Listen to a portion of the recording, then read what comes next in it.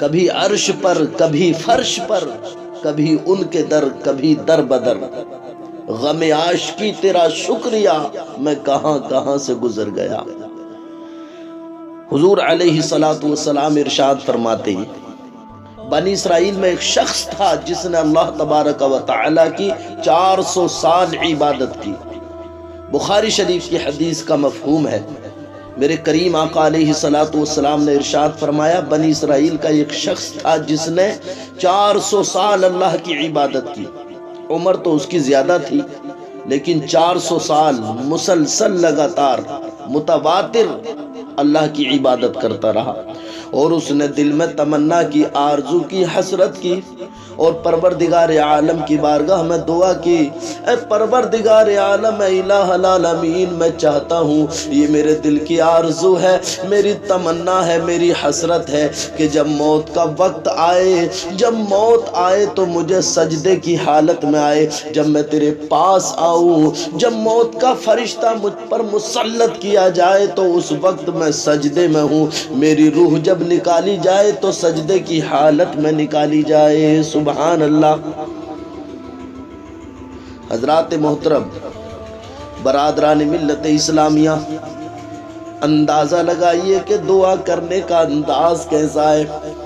آج ہم اور آپ بھی دعا کرتے ہیں، کوئی دعا کرتا مولا مجھے بہت زیادہ دولت عطا فرما، کوئی دعا کرتا مجھے شہرت عطا فرما، کوئی دعا کرتا مجھے صحت عطا فرما، کوئی دعا کرتا ہے اللہ اکبر کہ مجھے بہت زیادہ دولت پیسہ اکٹھا کرنے کی توفیق عطا فرما۔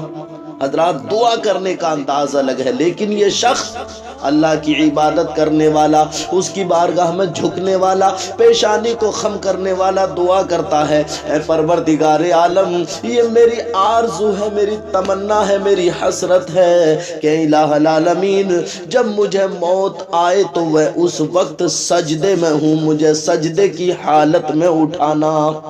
سبحان اللہ۔ موت جب آئے تو میں سجدے کی حالت میں ہوں، اور سجدے کی حالت میں مجھے موت آ جائے۔ دعا کرنے کا انداز دیکھیں حضرات، اللہ تعالی ہمیں بھی آپ کو بھی ایسی دعائیں مانگنے کی توفیق عطا فرمائے۔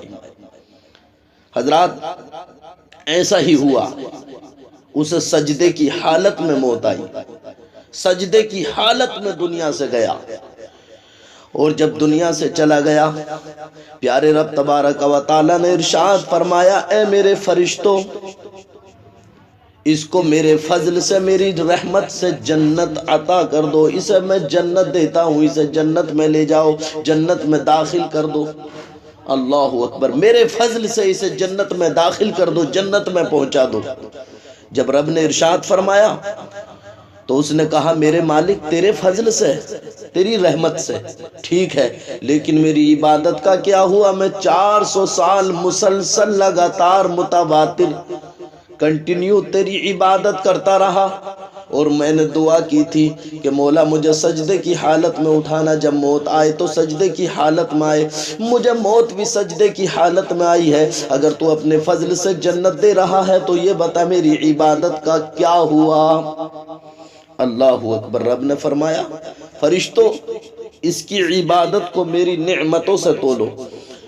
اس نے کہا، مولا تیری نعمت؟ کون سی نعمت؟ وہی نعمت ہے جس کے بارے میں قرآن پاک میں اللہ رب العزت نے ارشاد فرمایا، وَإِن تَعُدُّوا نِعْمَةَ اللَّهِ لَا تُحْصُوهَا، اگر تم اللہ کی نعمتوں کو گننا چاہو تو گن نہیں سکتے۔ اللہ اکبر۔ اور جھٹلانا چاہو تو جھٹلا بھی نہیں سکتے۔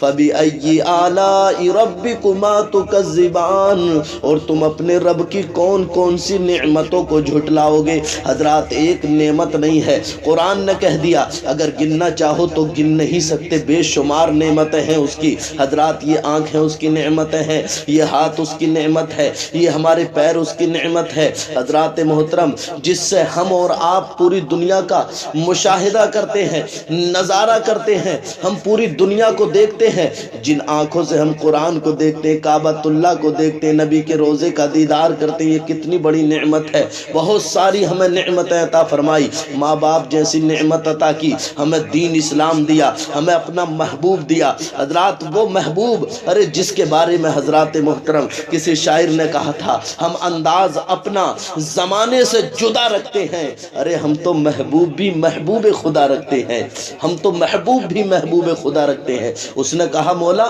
اگر اپنے فضل سے جنت دے رہا ہے تو میری عبادت کا کیا ہوا؟ تو رب نے کہا میرے فرشتوں ذرا اس کی عبادت کو میری نعمتوں سے تول دو۔ جب نعمتوں سے تولنے کے لیے فرمایا تو فرشتوں نے آنکھوں سے اس کی 400 سال کی عبادت کو تولا۔ جب آنکھوں سے تولا تو حضرات محترم اللہ کی نعمت بھاری ہو گئی اور 400 سال کی عبادت اس کی کم پڑ گئی۔ رب نے ارشاد فرمایا اے فرشتوں اب اس کو جہنم میں لے جاؤ، جہنم میں ڈال دو۔ حضرات محترم اس نے کہا پروردگار عالم معاف کر دینا، غلطی ہو گئی ہے، خطا ہو گئی ہے، الہ العالمین مجھے اپنے فضل ہی سے جنت عطا فرما دے۔ میرے رب نے ارشاد فرمایا فرشتوں جاؤ اور اس کو جنت میں داخل میرے فضل سے کر دو۔ سبحان اللہ سبحان اللہ۔